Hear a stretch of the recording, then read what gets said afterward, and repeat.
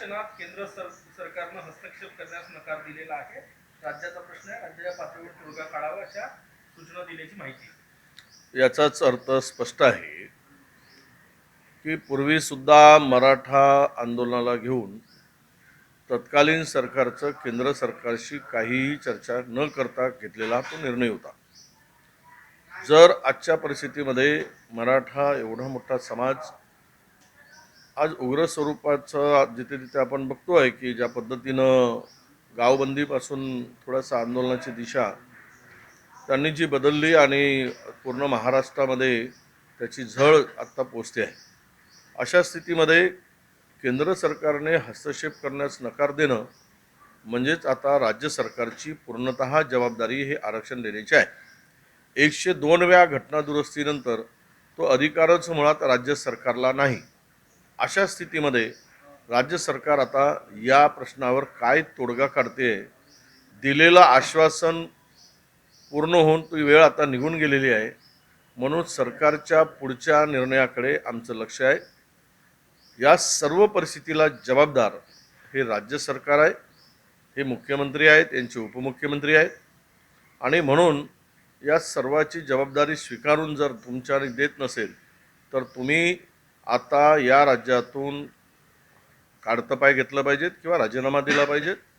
तरच हा समाजाला मला वाटतं की तुमची देण्याची ऐपतच नाही तर तुम्ही त्या खुर्चीवर बसून उपयोग काय, हे आता सिद्ध झालेलं आहे. कारण तो अधिकारच मुळात राज्य सरकार नाही. कशाच्या भरोशावर न अभ्यास करता, न काही माहिती घेता, कुठलाही सल्ला न घेता ही जर चर्चा किंवा त्यांना आश्वासन दिलं असेल तर मला वाटतं हे अत्यंत गंभीर आहे. आणि हा प्रश्न महाराष्ट्रासाठी मराठा आरक्षण गंभीर होत चाललेला आहे. समितीला मुदतवाढ दिली असल्याने जरांगे पाटील नाराजगी व्यक्त केली आहे. मात्र सरकारवर आता विश्वास राहिलेला नाही असं त्यांनी बोलले. सगळे पुरावे तुमच्याकडे नाही, हा विश्वास मुळात 40 दिवस का ठेवला जरांगे पाटलांनी हाच खरा प्रश्न आहे. कारण तुम्हाला मुदतवाढ देत असताना त्यांनी 40 दिवसामध्ये कधी केंद्र सरकारकडे डेप्युटेशन घेऊन गेलं नाही. कधी ही मंडळी केंद्र सरकारकडे जाऊन या प्रश्नावर चर्चा केली नाही. ज्यावेळेस मुदत संपल्यानंतर धावपळ करत जातात आणि काही वकिलांचा सल्ला घेतल्याची माहिती आहे. आणि त्यानंतर त्यांनी पंतप्रधान असतील किंवा गृहमंत्री असतील यांची पण भेट घेतल्याची माहिती आहे. म्हणजे तुम्ही साप निघून गेल्यानंतर लाठी थोपटत बसा असा तो प्रकार आहे. मुदत संपण्याच्या आत तुम्ही का ती प्रक्रिया केली नाही किंवा का तुम्ही पाऊल उचललं नाही, त्यावेळेस तुम्ही का झोपला होतात, हा खरा प्रश्न इथे उपस्थित होतो. आणि या सगळ्या परिस्थितीमध्ये मला वाटतं की आता मराठा आरक्षणाचा प्रश्न जटिल होत चाललेला आहे, हा किचकट होत चाललेला आहे. यावर राज्य सरकार देणारे राज्य सरकार आणि केंद्र सरकार आहे. त्यामुळे आमचं लक्ष पूर्णतः या सगळ्या निर्णयावर प्रक्रियेवर आहे. काल एक ट्विट झालं होतं भाजपाकडून एक, आणि त्यानंतर मी पुन्हा येण्याचं ट्विट झालं आणि त्यानंतर ते परत सुद्धा घेण्यात आलं. एक कार्यकर्त्यांना प्रेरणा देण्याकरता हे ट्विट झालं होतं, पण त्यामुळे अनेक प्रश्न उपस्थित झालेले आहेत. नाही, तो ट्विट पुन्हा येणार असं जर पुन्हा झालं असेल तर पुन्हा मला वाटतं की कदाचित तो डिलीट करताना ते मी पुन्हा येऊ शकत नाही ही भूमिका पटल्यामुळे डिलीट केला असेल. कारण ज्यावेळेस म्हणतात मी येईल त्यावेळेस ते येत नाहीत आणि म्हणून त्यांना वाटलं की अरे आम्ही तर परत येऊ शकणार नाही. हे सगळं जे चाललं आहे तिघांचंही, तिघेही जण एकतर बाशिंग बांधूनच आहेत, दुसरे दोघेही लाईनीत आहेत बाशिंग बांधण्याच्या मुख्यमंत्री पदाच्या. त्यामुळं या सगळ्या परिस्थितीमध्ये सत्ताच यांची महाराष्ट्रात येणार नाही तो कशाला उगीच नवरदेव म्हणून बसताय. सत्ता परिवर्तन राज्यात आहे आणि राहिलेलं आत्ताचं सरकार जे काही 7-8 महिन्याचं आहे हे सरकार केवळ आणि केवळ अध्यक्षांच्या मर्जीवर आहे. आणि ती मर्जी ज्या दिवशी खपा होईल म्हणजे कायद्याच्या दृष्टीनं, त्यावेळेस हे सरकार कधी गडगडेल आणि निवडणुकीला सर्व राज्यात आपल्याला सामोरं जावं लागेल. राहिला पुढच्या निवडणुकीनंतर या पुढे येणाऱ्या 2024च्या निवडणुकीमध्ये त्यावेळेस महाविकास आघाडीचं सरकार 100% येईल, त्याला कोणीही रोखू शकणार नाही. यामुळे अनेक प्रश्न उपस्थित होतात. एक तर भाजपा कार्यकर्त्यांना प्रेरणा दिली म्हणून असा मेसेज असेल, तर मुख्यमंत्री पदाचे पुढचे दावेदार देवेंद्र फडणवीस असंच म्हणता येईल. बाकी दोघांचं कुछ तो दाल में काला तो जरूर है. कुछ तो पक रहा है असं त्याचा अर्थ आहे. नक्कीच काहीतरी शिस्त आहे आणि त्यामुळं पुढची तयारी करत असताना हे सहज हा सहज निघालेला शब्द आहे किंवा ट्विट आहे असं मी मानतो. अजितदादा पवार जे आहेत ते बारामतीमध्ये मोळी पूजनाला जाणार होते, परंतु तिथे विरोध होतोय मराठा आंदोलकांकडून. काही प्रस्थापित मराठा समाज इतक्या वर्षापासून त्या ठिकाणी आपल्याला बघतोय, तर ही पाळी का आली याचं आत्मचिंतन आता या मोठ्या पदावर बसलेल्या नेत्यांनी करावं.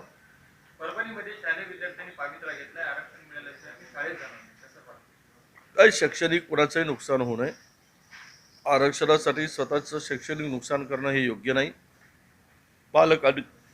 पालकांनी त्या आपल्या मुलांना आणि विद्यार्थ्यांना समजावून सांगितलं पाहिजे.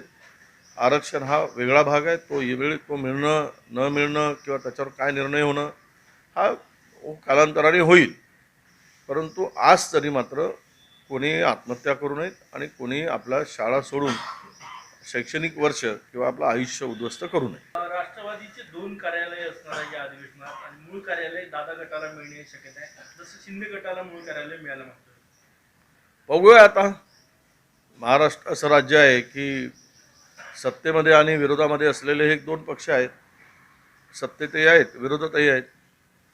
परंतु आता फार काही दिवस राहिलेले नाहीत. यांचे दिवस भरलेले आहेत. दिवस भरलेत की माणसाचा वो दिया जैसा बुझता है तो ज़्यादा ही जगजगात आहेत. हे बुझणारे दिवे जास्त टिमटिम करतायत. काही दिवसासाठी करू द्या, फार काही वेळ नाही आहे. फार 5-6 महिन्यामध्ये या राज्यामध्ये आणि देशामध्ये तुम्हाला मोठा परिवर्तन दिसेल. भारतीय जनता पक्षाचं सरकार राज्यात दिसेल ना केंद्रात दिसेल. काल वनमंत्री सुधीर मुनगंटीवार असं बोलले की वाघांचा जो मृत्यू होतो त्याबद्दल ते खूप चिंतित दिसले, पण लोकांच्या मृत्यूबद्दल त्यांना तितकी चिंता नाही. असं आहे की निसर्गाच्या संरक्षणासाठी निसर्ग बॅलन्स आहे. वाघही जगले पाहिजेत आणि माणसंही जगले पाहिजेत. माणसाचा मृत्यू तेवढाच महत्त्वाचा आहे. राज्यामध्ये मागील 8 महिन्यामध्ये जवळपास 2000 शेतकऱ्यांनी आत्महत्या केल्या. त्यावर जरा वाघाबरोबर बोलले असते मुनगंटीवारजी तर बरं झालं असतं. आजकाल आता वाघनकं विसरलेत आणि वाघावर बोलायला लागले, याचा आनंद आहे.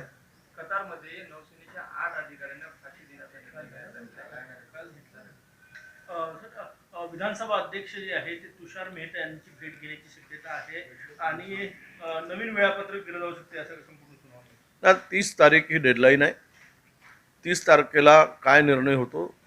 आज आता आपण 28 वर आलो आहे. 2 दिवस वाट बघा. कोण कोणाचा सल्ला घेतो, कोण वेळापत्रक नवीन देतो, त्या संदर्भात माननीय सर्वोच्च न्यायालय आपला निर्णय घेईल आणि त्यांनी ती डेडलाईन दिलेलीच आहे. त्यामुळं 30 तारखेच्या निर्णयावर आपण लक्ष ठेवलं पाहिजे. धन्यवाद. लोकशाही मराठी ऐका, पहा, जागरूक रहा.